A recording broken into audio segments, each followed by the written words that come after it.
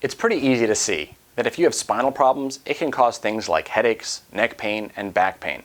But did you know that those same nerves that go to your back and your neck also go to the organs and tissues of your body?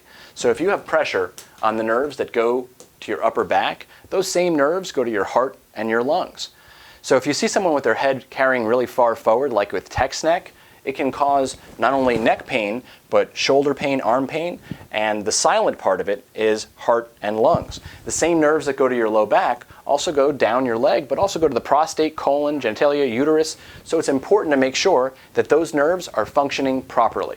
So if you typically go to a cardiologist with a heart problem, they're going to treat your heart, but they're not going to take a look at the nerves that go to your heart in the first place. If you've got too much acid in your stomach or in your intestines, they'll look at your stomach. The gastroenterologist might give you some kind of Zantac or some kind of antacid, but they're not looking at the nerves that go to your stomach. So one of the more important things that we do in this office is take care of the nervous system. And if you aren't taking care of your nervous system, then your nervous system, which is your doctor inside, can't take care of you. This has been a learning moment from Dr. Matt Symons from Palm Beach Health Center. If you'd like your nervous system to be evaluated, we'll be happy to take a look at you. Have a great day and see you on the other side.